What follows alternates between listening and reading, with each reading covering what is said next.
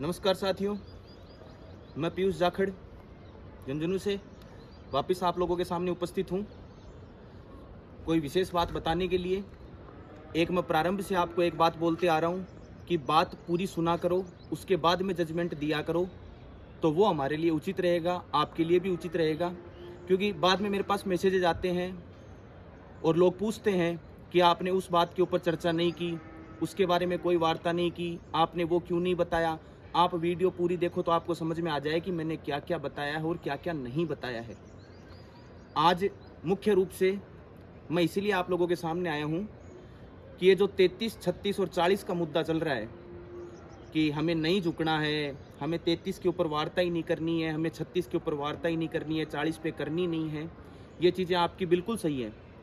Social media platform पे या कहीं भी ग्रुप में 33, 36 और 40 इन सब चीज़ों के ऊपर आपकी कोई बात ही नहीं होनी चाहिए। क्योंकि यदि आप अपना नैतिक समर्थन भी किसी भी हिसाब से देते हो तो वो आपकी गलती होगी और फिर आपको पछताना पड़ेगा। सरकार को लगेगा कि युवा ये सोच रहे हैं कि 33 में तो काम चल ही जाएगा, 36 में तो काम चल ही जाएगा, 40 में काम चल जाएगा। वो हमारे हक की 3, 6 या 10 सीटें भी हम किसी और को क्यों दें। यदि महिलाएं पहले से ले रही हैं वो सीटें और वो कवर कर पा रही हैं तो उनको और सशक्त बनाने की आवश्यकता नहीं है। ये चीज़ें आपको समझनी चाहिए। काफ़ी लोग पूछते हैं उसके बाद में कि उपेंद्र यादव जी से बात कर लो, वो अच्छे नेता हैं। तो मैं हमेशा एक ही बात बोलता हूँ, क्या इन नेताओं के पास स्वयं की बुद्धि नहीं है क्या? हर बार हम इन्हें बोलेंगे तभी वो मानेंगे क्या? इतना बड़ा प्रशासनिक ढांचा होता है, इतने बड़े अधिकारी होते हैं, मुख्यमंत्री होते हैं, राजनीतिक पद होते हैं, प्रशासनिक पद होते हैं, उनके अंदर इतनी समझ नहीं है क्या? एक नॉर्मल सा बच्चा इस बात को समझ सकता है, तो आप मुझे ये बात बताइए कि क्या वो नहीं समझ सकते इस बात को? इन सब चीज़ों को उन्हें समझना चाहिए। दूसरी बात करते हैं एक न्याय यात्रा जिसका आप जिक्र बार बार करते हो। मैंने लास्ट वीडियो में भी कहा था कि 2 से प्रारंभ होने जा रही है 1 तारीख को। आप उसका ज़्यादा से ज़्यादा जितना हो सके उसका हिस्सा बने, अपना नैतिक, सामाजिक, आर्थिक जैसा भी समर्पण दे पाएँ अपनी तरफ से ज़रूर दें। और साथ में न्याय यात्रा के जो नेतृत्व करता है उनको भी मैं बोलना चाहूँगा कि आप संख्या बल के आधार पर न निकलने का प्रयास करें। आपको पता ही है कि बीएसटीसी धारी इस मामले में काफ़ी कमज़ोर हैं, धरातल पे नहीं आना चाहते हैं। आपका संख्या बल जितना हो उसके साथ आप निकल जाएं। चौथे दिन आपको जयपुर में काफ़ी संख्या बल देखने को मिल जाएगा। ये शायद आप भी समझते हो और मैं भी समझता हूँ। 4 तारीख को या फिर हो सके तो 1 तारीख को मैंने कहा था कि मैं उपस्थित मिलूँगा आप लोगों के बीच में, ज़रूर आऊँगा। और जितना मेरा प्रयास हो सके तो शायद मैं 30 या 31 को ही पहुँच जाऊँ, उसके बाद में आगे संवाद करके उस चीज़ को आगे बढ़ाया जा सके, उसमें कोई समस्या की बात नहीं है। और जैसे आप लोग बोलते हो ना, आज ग्रुप में एक बात चल रही कि किसी यूट्यूब चैनल के ऊपर कोई जीके ट्रिक नाम से, आप समझ गए होंगे, सीधा नाम नहीं लूँगा मैं किसी का, कि वो डेलीगेशन गया था वहाँ पे, सिर्फ समोसे खाने गए थे वहाँ पे, ये गए थे वो गए थे। अब वो समय चला गया है कि हम किसी के ऊपर लांछन लगाएं, उस चीज़ का कोई तात्पर्य निकलेगा ही नहीं। आपको ये बात समझ जानी चाहिए कि आप जितने लांछन लगाओगे ना उतने ही मुद्दे से भटकते जाओगे। हमारा मुद्दा सिर्फ और सिर्फ इतना ही है कि सरकार ने ये जो काला कानून बनाने का प्रयास किया है, बना तो अभी तक नहीं है, आपको भी अच्छे से पता है, मुझे भी अच्छे से पता है।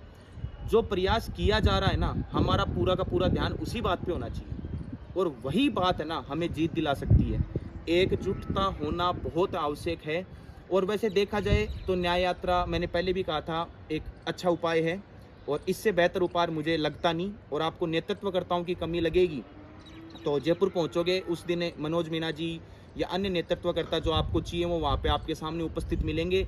मैं आपको वचन देता हूँ, यदि किसी भी प्रकार की आप गलत हरकत नहीं करते हो, शांतिपूर्ण तरीके से काम करते हो, तो कोई भी गिरफ्तारी या किसी भी प्रकार का मुकदमा आपके ऊपर देखने को नहीं मिलेगा। क्योंकि ये चीज़ें हम फेस कर चुके हैं। इन सब चीज़ों से समझौता हमें करना आता है। प्रशासन के ऊपर ये जिम्मेदारी होती है कि किसी भी प्रकार का उपद्रव या किसी भी सामाजिक या सरकारी संपत्ति को नुकसान ना पहुँचे। वो चीज़ें आप लोगों के लिए अति आवश्यक होती हैं। उन सब चीज़ों का आप शिक्षित हो, आप खुद ही समझ जाओगे, आपको समझाने की आवश्यकता नहीं है। तो बार बार एक ही क्वेश्चन करके उसका रिपीट टेलीकास्ट करके कि हम 33 पे मान जाते हैं, हम 36 पे मान जाते हैं। मैंने उस दिन भी कहा था कि हम किसी सब्जी मंडी में नहीं खड़े हैं कि आप भाव कम कर लो, ये कर लो। ये हमारे भविष्य निर्माण की ईंटें हैं। यदि बिल्डिंग को नीचे से हिला दिया जाएगा तो बिल्डिंग बहुत जल्दी गिर जाएगी। तो नींव को गिरने का मौका हमें किसी भी हालत में सरकार को नहीं देना है। चाहे वो ट्वीट फर्जी हो, चाहे कैसे भी हो, आपको अच्छे से पता है कि राजनीतिक व्यवस्था इतनी उत्तम होती है सर्विलेंस डिपार्टमेंट इतना उत्तम होता है कि वो हर चीज़ पे नज़र रखते हैं। ये चीज़ आपको समझनी चाहिए। वो नज़र रखते हैं, वहाँ पे आपका समर्थन दिखा, कोई भी ऐसा ट्वीट हो ना, उसके नीचे आपको जाकर यही कहना है कि नहीं, हमें तो 30 ही चाहिए, जो हमारा हक है ना वही।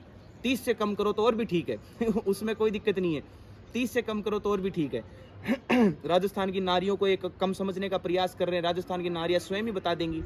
नारियों का तो देखो ऐसे है कि 70-30 वाला मामला है।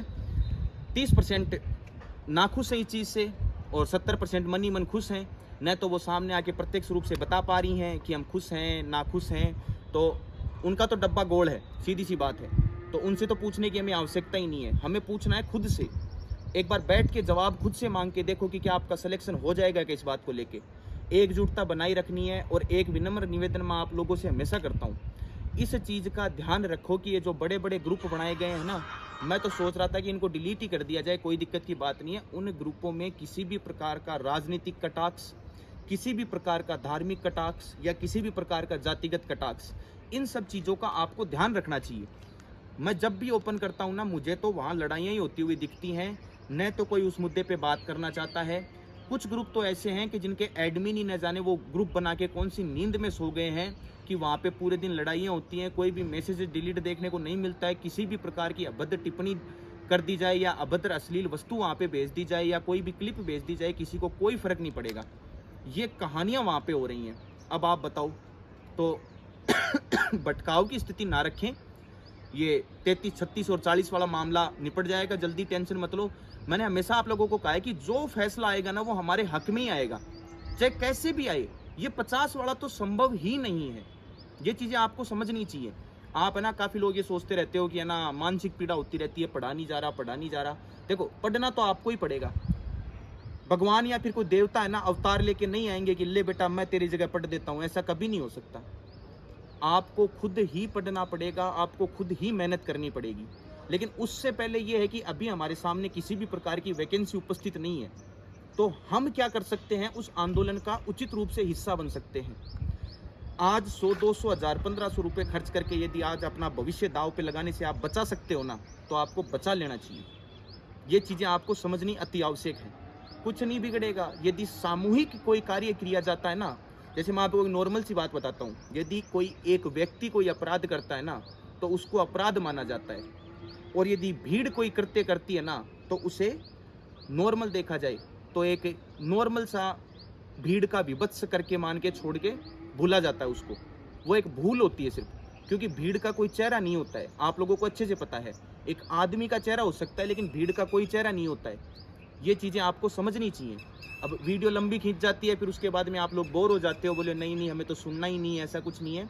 मैंने प्रारंभ से लेके अंत तक आपको एक ही बात कहता हूँ कि पूरा सुनोगे तो पूरा समझ में आएगा और ये वीडियो बनाने मैंने इसलिए कम कर दिया, मैंने उस दिन भी बताया था कि काफ़ी लोग पब्लिसिटी का लांछन लगाने लगे थे मेरे ऊपर कि इन्हें पब्लिसिटी चाहिए, तो कम कर देते हैं।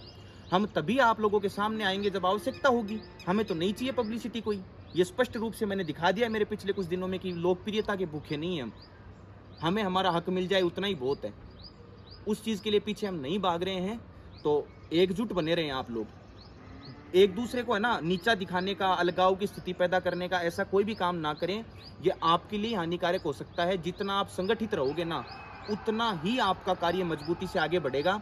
और उपचुनाव को लेकर सरकार अभी भी डरी हुई है, बैकफुट पे है सरकार। नहीं तो इतना बहुमत होने के बाद में सरकार कभी भी लागू कर देती। ये चीज़ें आपको समझ में आ रही होंगी आसानी से। उपचुनाव में 500 की 500 सीटें वैसे ही हारते हैं, तो दो ऑप्शन बचेंगे इनके पास में, या तो भड़ास निकालने के लिए इन युवाओं को फांसी की तरफ अग्रसर कर दें, या फिर भविष्य में सुरक्षित रहने के लिए इस काले कानून को वापस ले लें। अब वो देखा जाएगा ये डिसीजन क्या लेते हैं। ये तो आपको समझ में आ जाएगा कि वो किस प्रकार से अपनी रणनीति बना रहे हैं।